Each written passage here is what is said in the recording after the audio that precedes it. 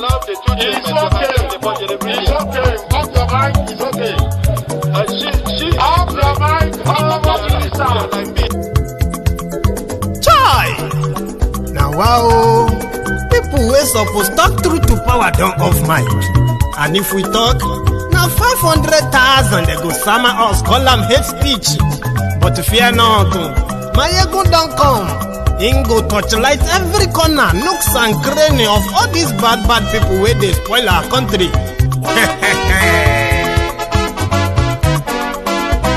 So my people make we laugh, yo yo.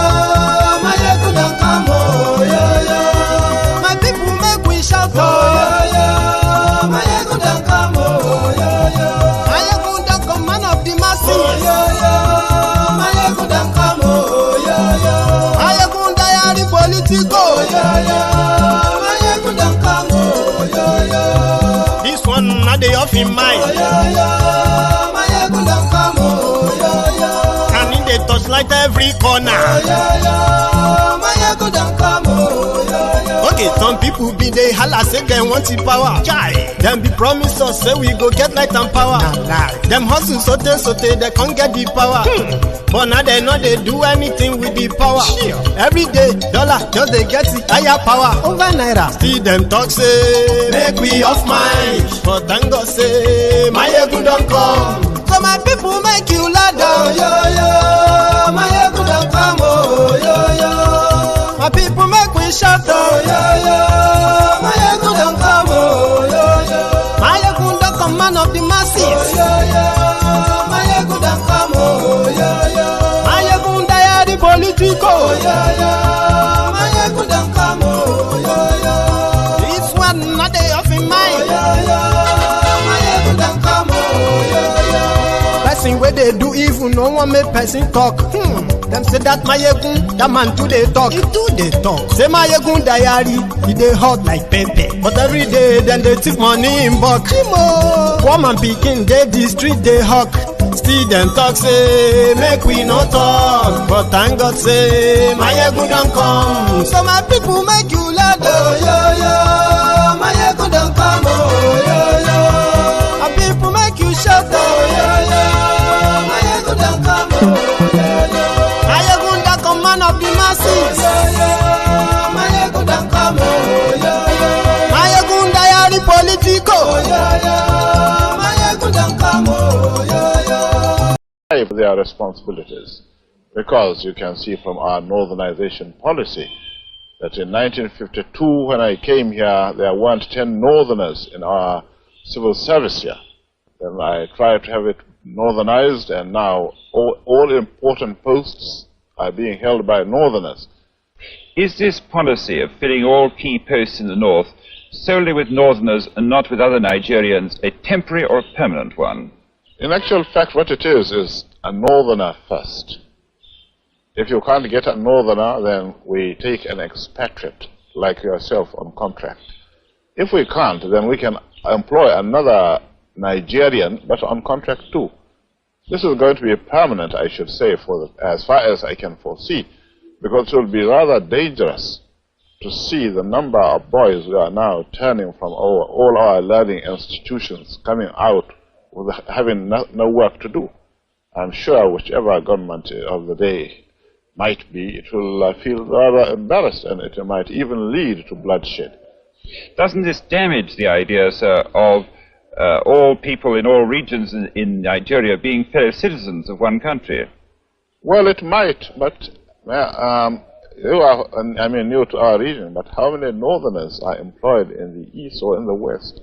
The answer is no. And if there are, there may be 10 laborers employed only in the...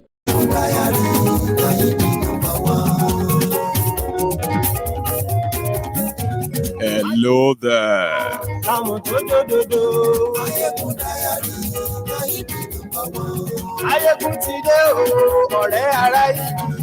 Good morning to you, good afternoon to you, and good evening to you from wherever you are watching from. This is Mayegun Live.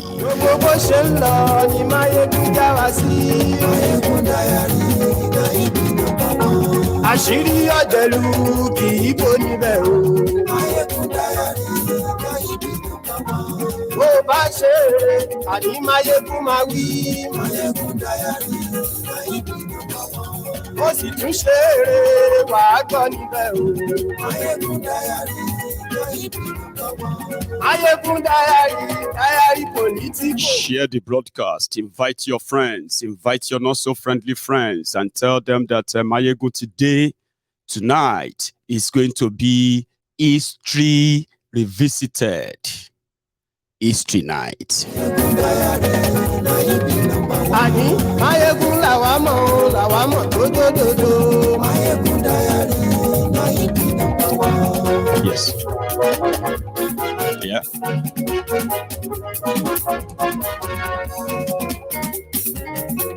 Àní ẹ̀sùn rákì. Máyégún ti dé. Máyégún ti dé. Ọ̀jẹ̀lú ẹ̀sùn rákì. Máyégún ti dé. It was George Santayana, so to say, that said, those who cannot remember the past are condemned to repeat it. Tonight, we are going to revisit history that changed, or an event that changed the course of a new nation then, Nigeria, forever.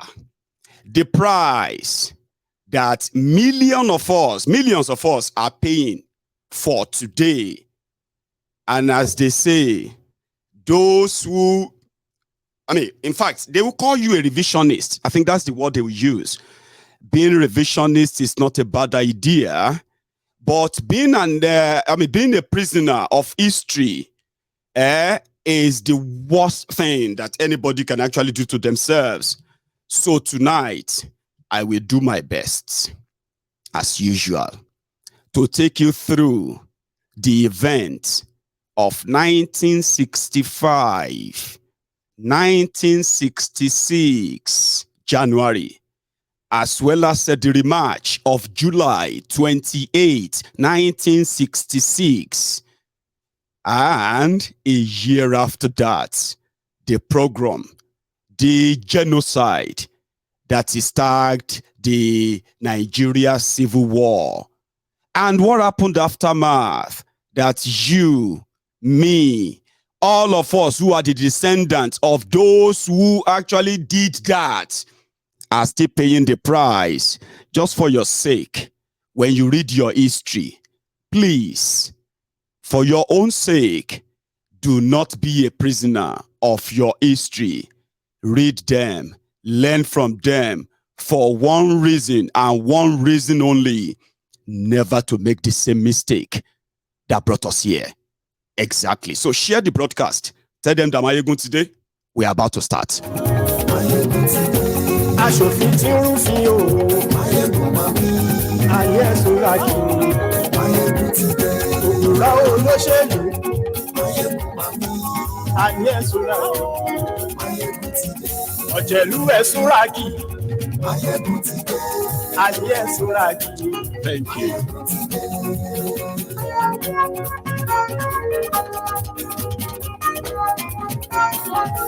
Máyégún ti dé.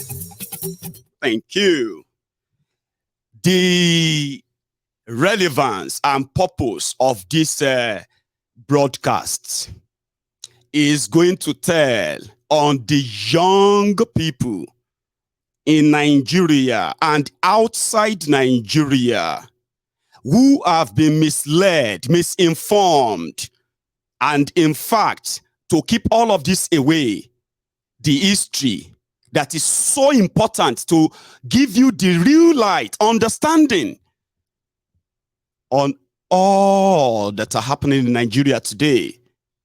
They hid them away because they had to turn criminals into heroes that Nigerians and Nigeria continue to accord respect, regard, and honor, which has now been the foundation of Nigeria, where criminals are in charge of the country. How?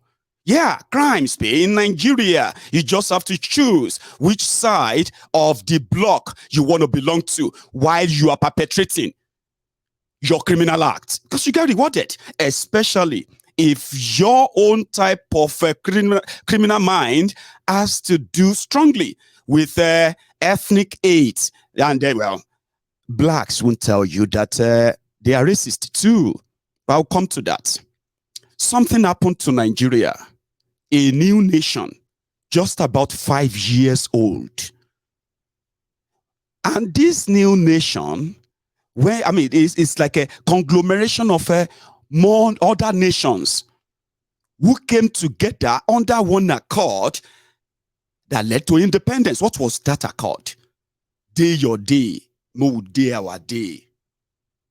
But politicians, there was a time I was defining politics and politicians. So I said, politicians, right? Or let me say politics is a means of creating a problem, right? And then pretending to be finding a solution to it. And politicians are the characters, the actors that actually create the problems through politics. Then they also offer themselves as the savior, the solution finders for the problems that they have created. Now, when you are reading your history, ladies and gentlemen, please don't go back and read your history with the expectation that your forebearers, your ancestors, they were innocent, they were saints. In fact, they did everything so good. No, they didn't. That's one thing, one first regret you are going to find out when you begin to read the history of your own ancestors is that they were never a saint. None of them was. So just like all of us, they did good, they did bad, and they did horrible things. Unfortunately, the horrible things that they did, the consequences of all those horrible things, they didn't leave us even long after they were gone. Many of them. Some of them are still here. Nigeria gained independence as 3 regions, representing a total of over 257 ethnic nationalities with over 500 different languages. But a little bit segmented in a way that people who share so much in common, live in proximity or so close to one another, they were able to form regions. These were the regions that went into an agreement of independence with what was then called parliamentary system of government. Parliamentary system of government means control your region if your political party wins the election there.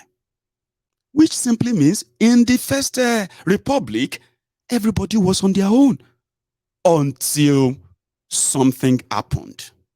And what happened? Politics. And I'm not going to go into all of that, by the way. The politics pushed them to this side, to that side, and they started forming a bloc. And in all of this, for those who are the first generation soldiers in Nigeria, they are not like the soldiers you have today.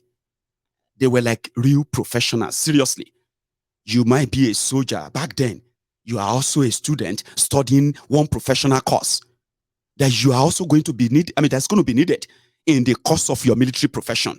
That was how it was then. They were sending them for different professional courses, which some of them include administration, governance, accounting, law, and all of that, though in military. So the first people who saw through the flamboyant and then the facade called leadership in Nigeria, from the north to the east, from the east to the west, were the young soldiers of that era. Now, look at this. At the time, there was actually no real pressure until 1963, when Nigeria, according to them, became a republic, whatever that means. A republic then, which means some are now attempting to be the leader of the country by expanding with their own, expanding out of their own space to other people's spaces. These are politicians doing all of that too. Meanwhile, the rest of the population were just living their life normally until it escalated in 1964, starting from southwest Nigeria. That saw Awolowo jailed for treason. Now, all these were cooking up, right, politically. Underneath, by 1965, the young soldiers in the military, they felt like they've had enough. And listen to this as well. A young soldier, and he was actually a major. His name is Major Kaduna Unzeogu. Said was the person who proposed that, look at the flamboyant life of these politicians. Look at all of the wastages. Look at all the corruption. This is not good for our new country. They were the first who muted the idea of one country under one rule. Remember, that was not the idea of independence of Nigeria. We have nothing in common other than serving same colonial master who decided to give us independence based on their own understanding of us. Parliamentary. Don't join them together. There was never anywhere in any of their fact-checked history where anybody was handed over to anybody. No, it didn't happen. Everyone was independent. Every region was independent until politicians started politics. By 1965, like I said, Unzeogu, who was born and raised in Kaduna, northern Nigeria, met with other northern soldiers from those who have also given a fact-checked record of Unzeogu. He speaks more Hausa than he understands Igbo, right? So he was able to interact with other northern soldiers who were feeling same thing. According to the biography, they said, if the time that Unzeogu offered that advice that they should plan a coup that would topple all of the politicians from across Nigeria, their plan was not to kill anybody, by the way. Honestly, according to them, they had no plan of killing anybody.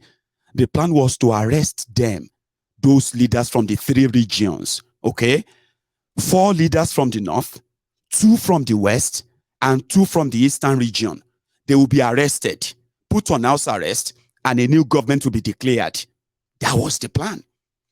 Not just the politicians, including those they suspected to be senior military officers. Yeah, in the north, in the east, in the west. They said when Unzeogu raised this idea, the first people he discussed it with were the northern soldiers.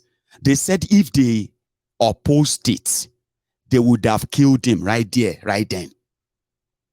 Listen to this. So by all this time, there was absolute nothing wrong with the Igbos, the Hausas, the Yorubas, and all the rest of other ethnic nationalities. Nothing wrong until politicians started politics, like I said.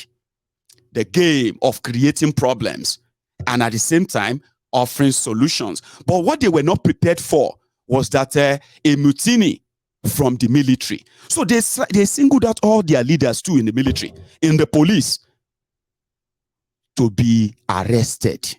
And if they resist arrest, they must be killed. That was the order. Now, guess what?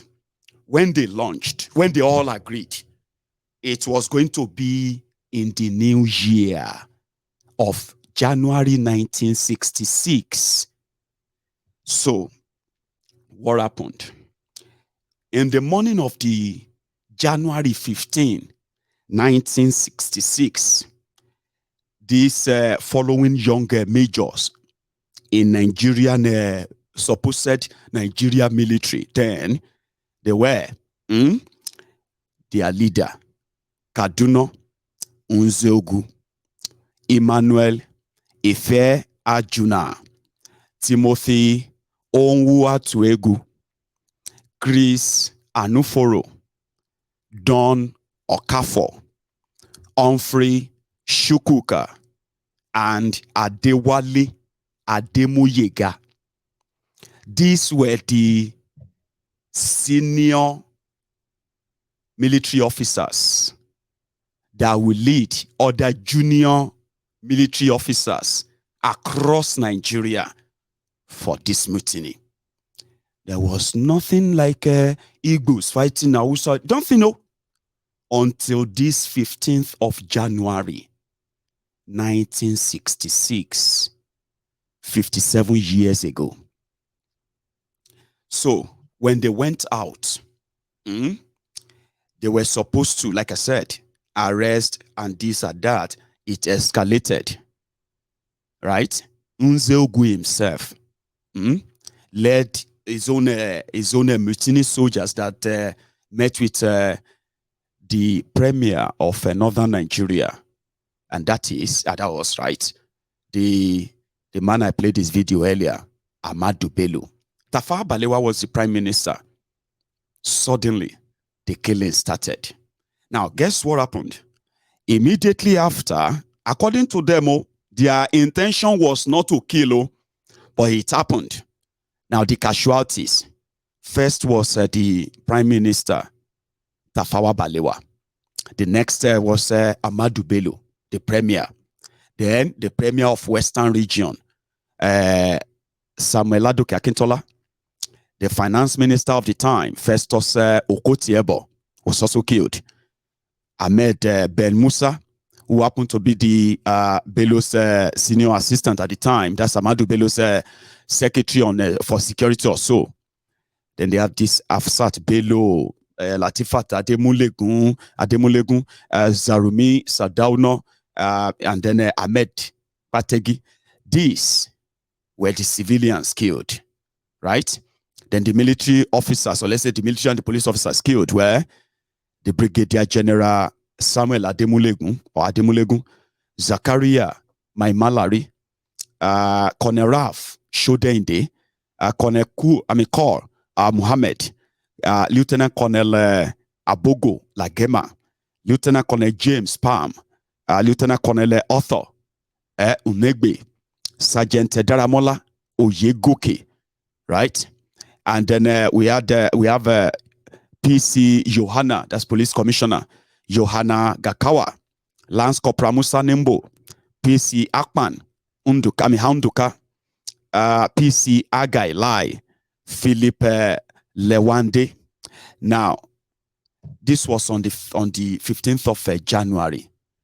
But somehow, surprisingly, right, when this coup was going on, right, Aguiyi Rossi, who was like stationed in Lagos, GOC there, was meant to be arrested, but the person, Ifeanyi Junior, who was supposed to carry out the coup in Lagos, surprisingly, didn't do anything. Kaduna Nzeogwu in Abuja Kaduna was expecting that the news would break, all the radios will be broadcasting the news of the coup. Unfortunately, it wasn't happening. So this was when, they've killed all the leaders.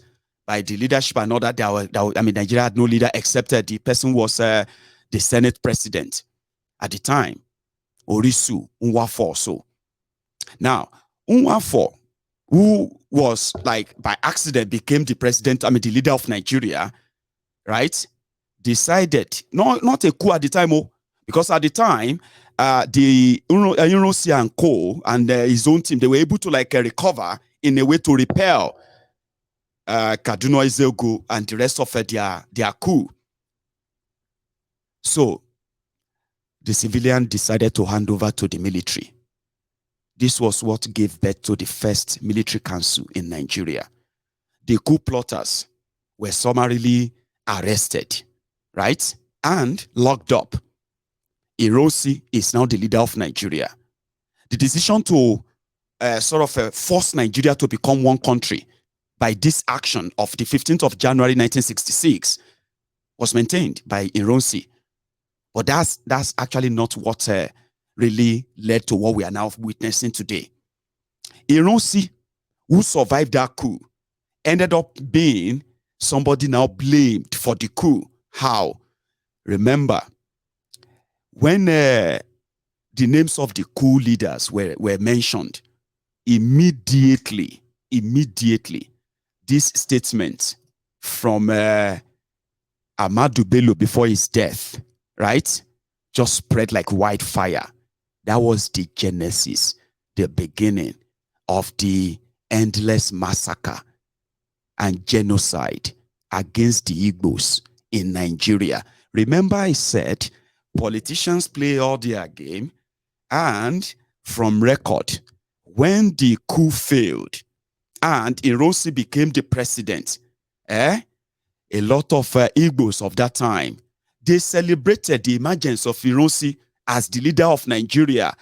That was their own greatest undoing, because that just validated the fear that has already been sort of brewing in northern Nigeria by who? Just the same politicians.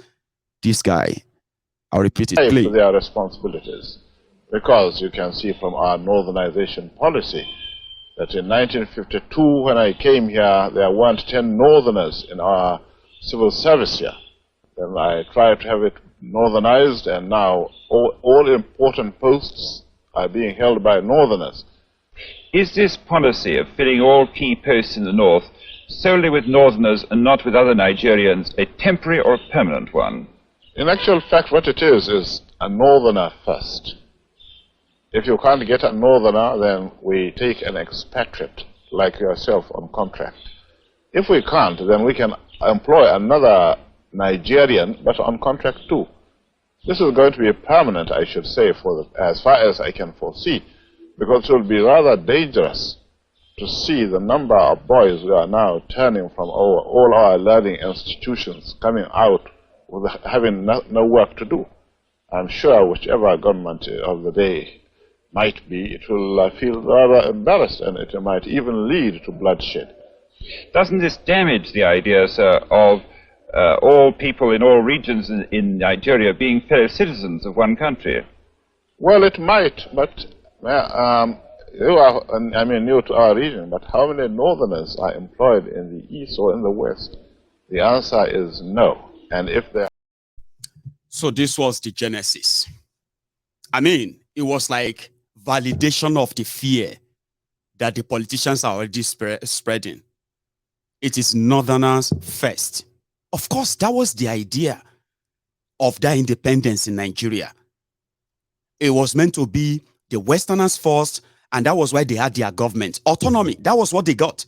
Autonomous Western region, autonomous Eastern region, autonomous Northern region. But it was deeper than that. Now, the idea of Northerner first, that has been like being implanted in them. And don't forget, one of those who were advising Sadauno, Ahmadu Bello, was the father of today's Sheikh Osama bin Gumi. So the idea was Northern first. There was nothing wrong with that. But killing our leaders. Now it is all about how to control us. And remember the coup plotters. In one of them who survived, his name is Adewale Ademoyega, who was part of the coup that toppled and destroyed the First Republic and Independence Republic of Nigeria. In his own book, after, he said, in that book called Why We Struck, he said, in quote, "There was no decision at our meeting to single out any ethnic group for elimination. Our intentions were honorable. Our views were national, and our goals were idealistic. Even those marked for arrest, 4 were Northerners, 2 Easterners, and 2 Westerners, according to him. So they had no, they had no intention, do you get that, of eliminating a certain ethnic group in their coup that they were plotting. But that's not what ended up happening. It was easier transited to what has now become the foundational hatred that Nigerians have against one another to this day. And it's going to be like that till eternity, until you go back to what your forebears actually signed up for. Autonomous regions, independent regions that could do their own thing without any threat or interference, as you might see, from any other part. Do you get that? So what happened is that they were able to transit that. In fact, I have here the speech that what do you call it, Nzegu actually gave when their coup, you know, the broadcast of Nzegu after the coup. Talking about why, you know, like reading his own speech. And the content of the speech will give you an idea too, just for this broadcast before I go forward. And I'll show you a bit of that things too. So in his own speech, when the guys he expected to act in Lagos failed to act, before the military moved and crushed the, crushed the coup, he released this statement. Sorry, I'll read that to you. He said, "In the name of the Supreme Council of the Revolution of the Nigerian Armed Forces, I declare martial law over the northern provinces of Nigeria. The constitution is suspended and the regional government and elected assemblies are hereby dissolved. All political, cultural, tribal, and trade union activities, together with all demonstrations and unauthorized gatherings, excluding religious worship, are banned until further notice. The aim of the Revolution Council or Revolutionary Council is to establish a strong, united, and prosperous nation, free from corruption and internal strife. Our method of achieving this is strictly military, but we have no doubt that every Nigerian will give us maximum cooperation by assisting the regime and not disturbing the peace during the slight changes that are taking place. That slight changes changed the history of Nigeria, changed the course of the ship. Let me tell you something about changing the course quickly before I continue, right? Changing the course was like the British colonists, right? They have built an enterprise, and that enterprise is Nigeria. And this Nigeria is going to be put on a floating sea, like a ship. And we are going to set its course. You know what I mean? 30-degree north, 20-degree east, blah, blah, blah. You know, as all those people who do voyaging. So British sat down and they draw what will be the course of the ship, the life of this new ship, Nigeria. So they set it, starting from the structure of all these millions of people being forced together, despite their differences, right? Now, this is what we're going to do. Parliamentary system of government. Let everybody handle their own affair. Nobody interferes in anybody's affair, right? Then after that, we are going to continue it as business as usual by ensuring that those who are going to lead all those regions are going to remain responsive to us or responsible to us. 1966 changed that course. And when you now do all of the auditing of those years, the only people who have lost in everything are the people who are Nigerians. The British are still making their deal. The politicians that are ruling Nigeria, be it military or civilian, they are still making their own kill. And the people are still paying the price, just like today. The foundation of the hatred of Nigeria. The reasons why you as a young person who was born years after all of this is also harboring that hate. You are harboring that kind of ignorance. And you are building on that, but you are making one mistake, telling yourself that you are likely going to change the course back through what you were born into. A mistake. Right. So according to Kaduna Nzegu said, "My dear countrymen, you will hear and probably see a lot being done by certain bodies charged by the Supreme Council with the duties of national integration, supreme justice, and general security and property recovery. As an interim measure, all permanent secretaries, corporation chairmen, and senior heads of a department are allowed to make decisions until the new organs are functioning, so long as such decisions are not contrary to the aims and wishes of the Supreme Council. Unplanned, impromptu, And you can tell from the content of the speech, but can't you? No minister or parliamentary secretary possesses administrative or other forms of control over any ministry, or even if they are not considered too dangerous to be arrested. This is not a time for long speech making, and so let me acquaint you with 10 proclamations in the extraordinary orders of the day, which the Supreme Council has promulgated. This will be modified as the situation improves. You are hereby warned that looting, arson, homosexuality, rape, embezzlement, bribery or corruption, obstruction of the revolution, sabotage, subversion, false alarms, and assistance to foreign invaders are all offenses punishable by death sentence. Remember, it was in the 60s. Revolution was going on all over. Was going on or happening all over the world. Revolution in the North America, South America, revolution going all over Europe, revolution everywhere. Yeah, in fact, independence that they were given to Africa at the time was due to revolution too. So he was using revolution in his speech for a reason, right? Or homosexuality in 1960? Come on, man. Anyway, spying, harmful or injurious publications and broadcast of troop movements or actions will be punished by any suitable sentence deemed fit by the local military commander. Shouting of slogans, loitering, and rowdy behavior will be rectified by any sentence of incarceration or any more severe punishment deemed fit by the local military commander. Doubtful loyalty will be penalized by imprisonment or any more severe sentence. Illegal possession or carrying of firearms, smuggling or trying to escape with documents, valuables, including money or other assets vital to the running of any establishment will be punished by death sentence. Wavering or sitting on the fence or failing to declare open loyalty with the revolution will be regarded as an act of hostility, punishable by any sentence deemed suitable by the local military commander. Tearing down an order of the day or proclamation or other authorized notices will be penalized by death.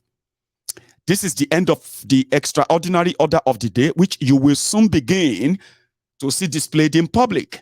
My dear countrymen, no citizen should have anything to fear so long as the citizen is law-abiding, and if that citizen has religiously obeyed the native laws of the country and those set down in every heart and conscience since 1st October 1960. You should not worry. According to him, our enemies are the political profiteers, the swindlers, the men in high and low places that seek bribes and demand 10%. Those that seek to keep the country divided permanently so that they can remain in office as ministers or VIPs, at least.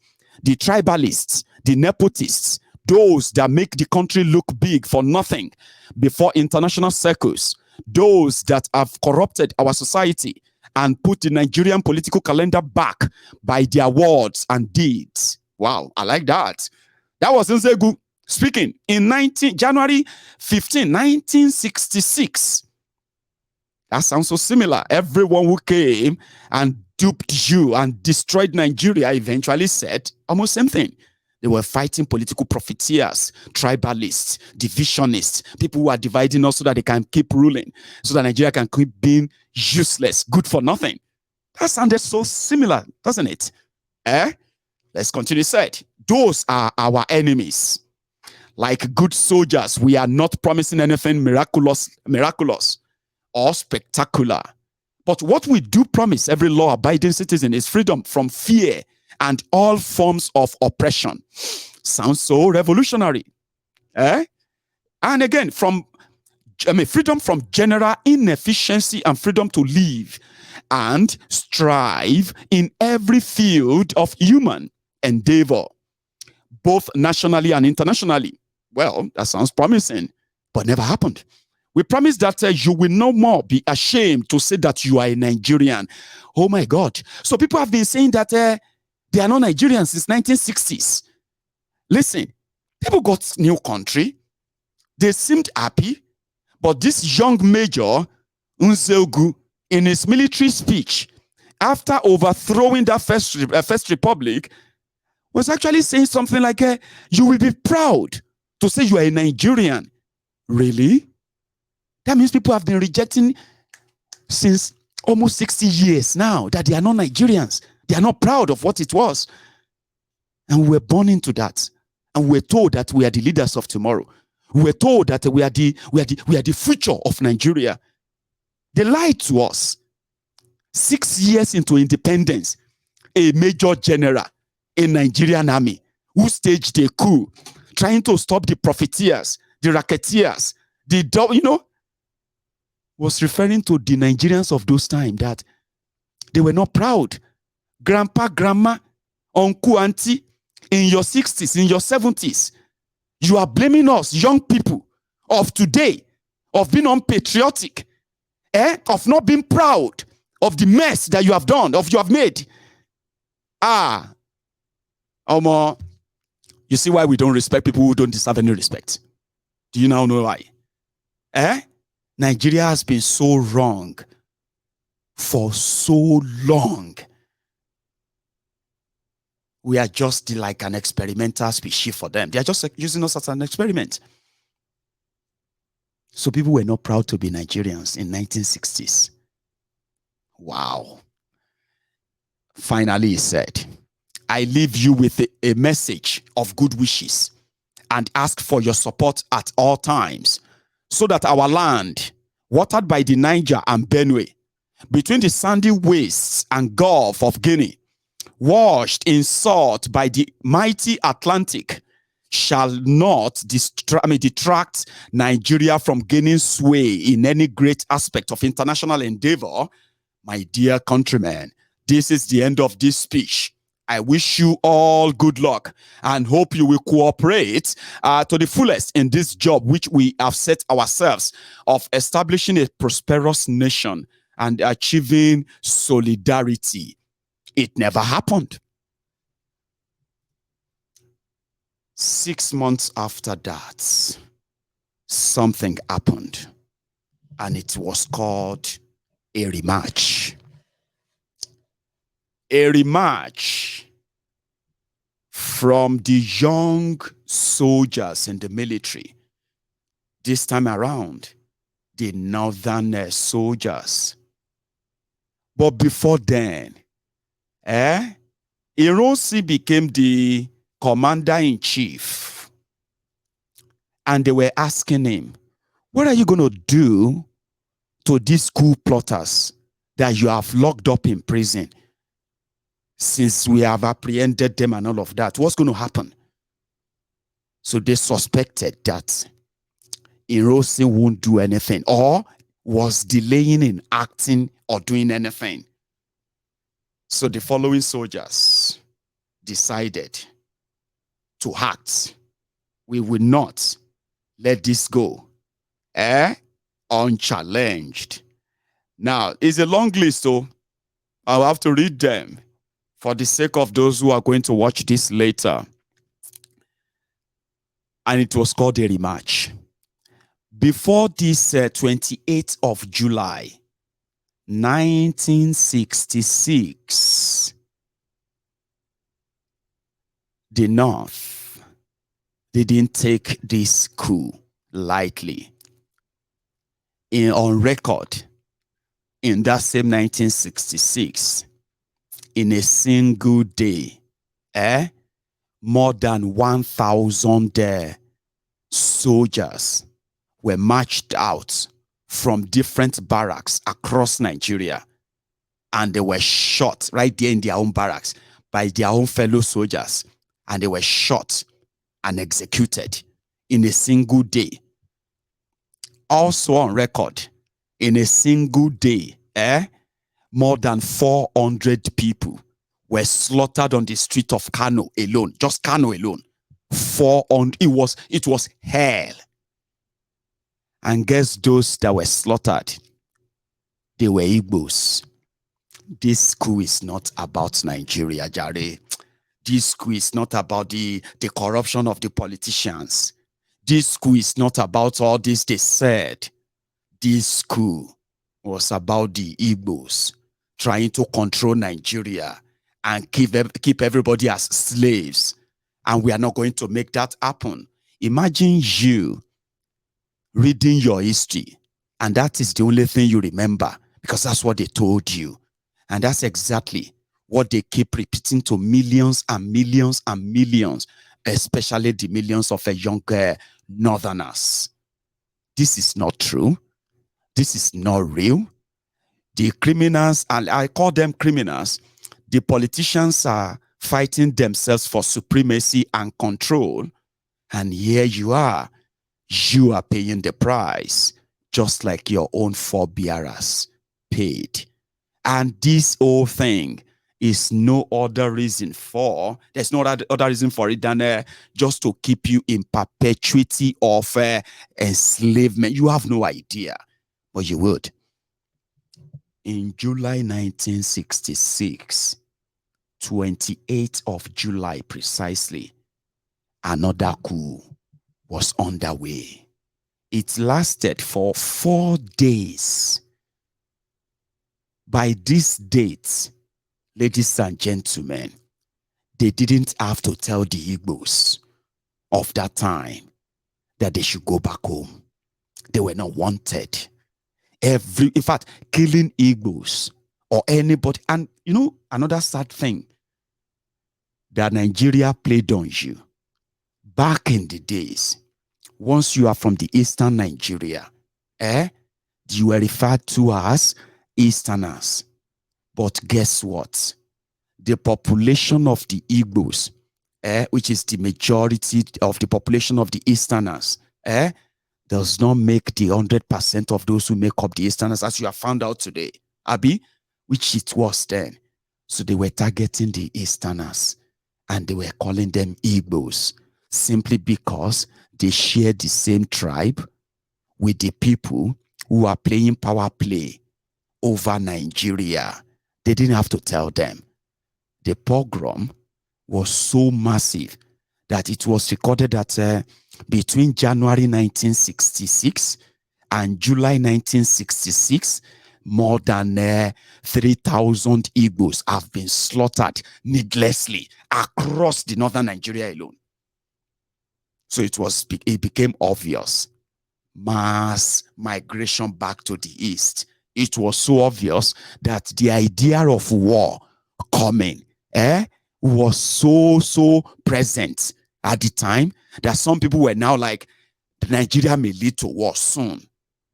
Yes. So in July 28th, on the 28th of July, 1966, the following soldiers, they marched and they went straight for those they believe are the sympathizers with the January coup plotters, and it was called a rematch. This time around, it was a rematch between the northern soldiers versus the eastern soldiers. But that is just a facade, right?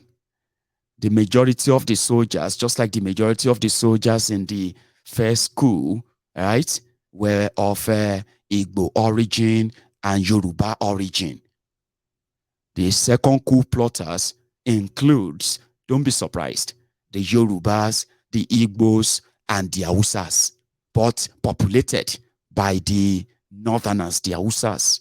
Now, the following soldiers who staged the rematch, which now saw more death than that of January, which now saw, including more genocide.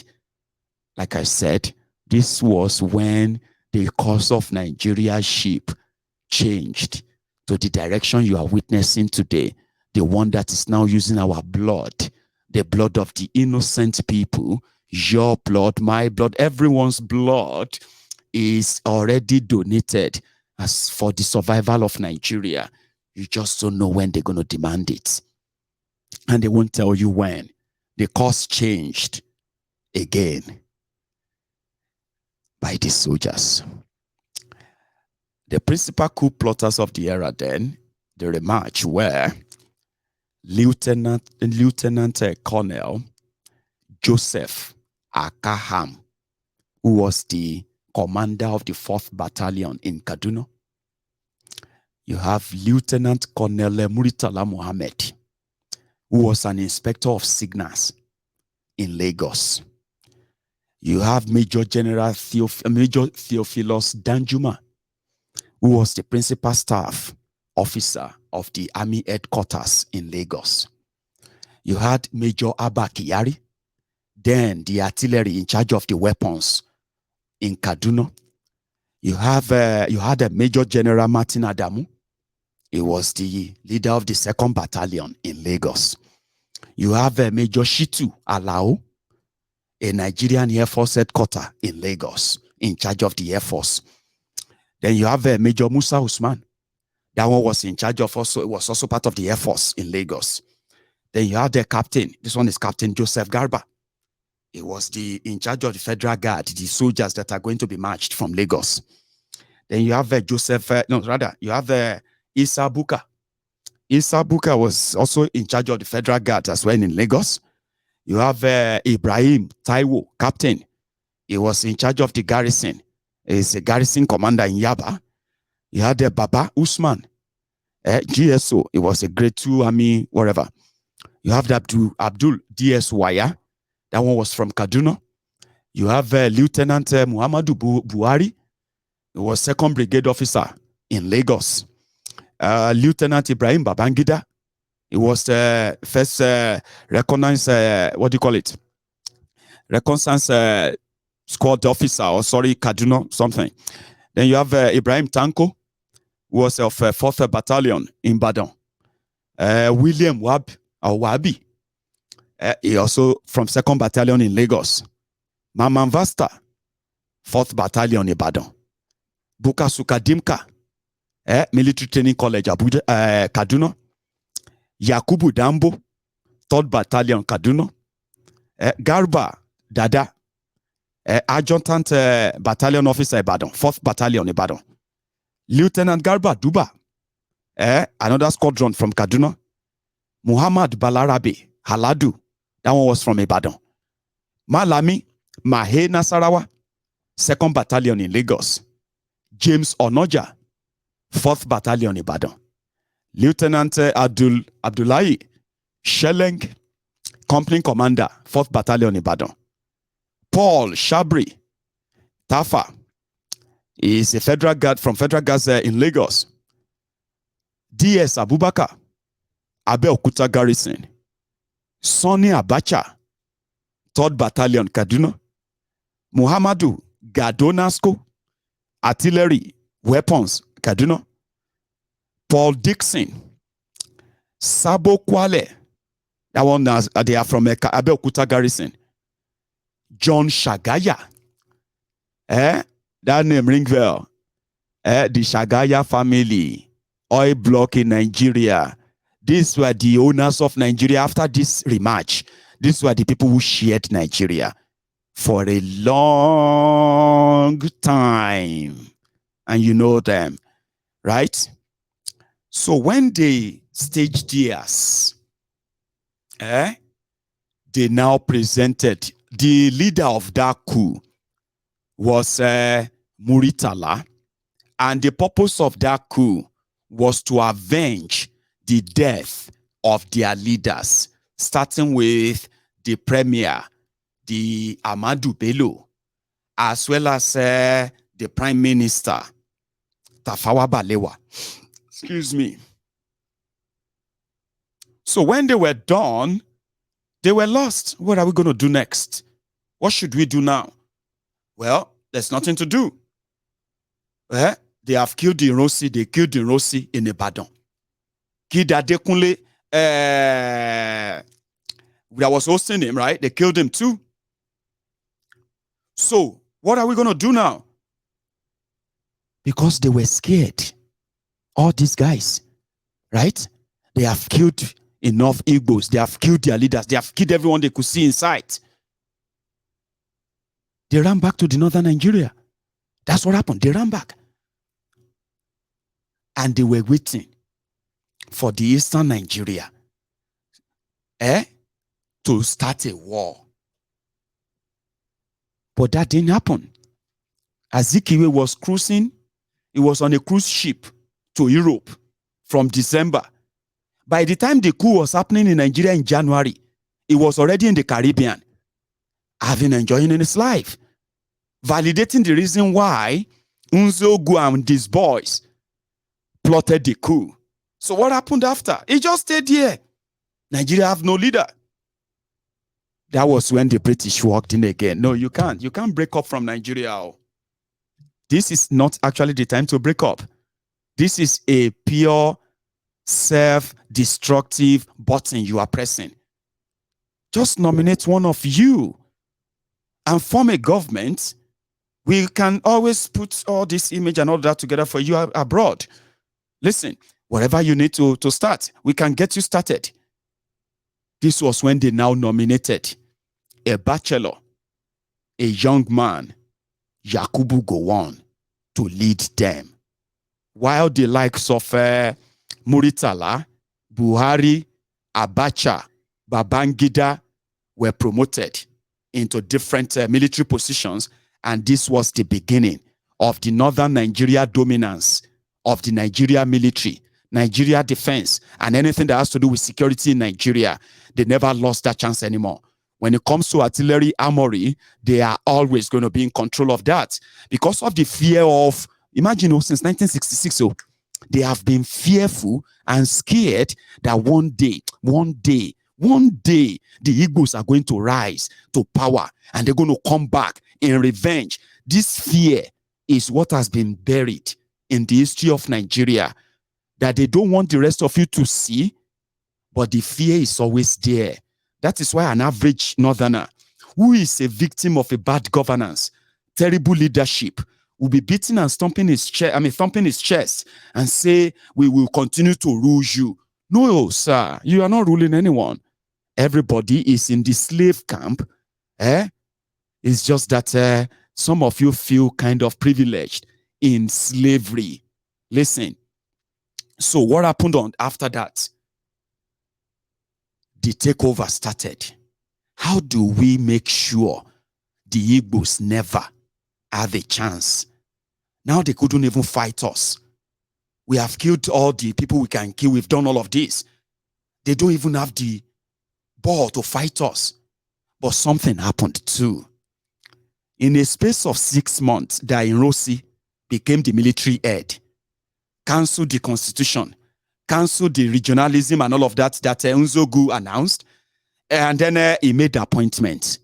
He appointed the young Cambridge graduate, young Odumegu Ojukwu, who enlisted in the Nigerian army, and he has risen so fast to the highest rank among the ranking officers from Eastern Nigeria. You know, back then, the Northern Nigeria would send soldiers. Western Nigeria will send soldiers. Eastern Nigeria will send soldiers. They are called, they will send young men and women. They are like, you will contribute. They give them tallies. Everybody have tallies. Okay? But in this process, majority of the Easterners, like Westerners, right? They invested so much in education and educating this or that, right? So the likes of Ojukwu, when he returned back to Nigeria, a son of a billionaire, right? Enlisted in the military. When he enlisted in the military, within a space of a short time, right, he is risen to the almost the highest rank of that era, when Irosi was picking people to lead all these regions. Remember, they cancelled regions. They cancelled all the leadership and the law of the regions, but the regions were still there. The structures of the regions were still there. So they needed somebody to man those in order to make it look like they have a government in the country. So when he looked around, he called Ojukwu, and he was appointed the military head of the Eastern Nigeria. So when this whole fighting back happened, the likes of Ojukwu came under pressure. What were those pressure? I'll tell you.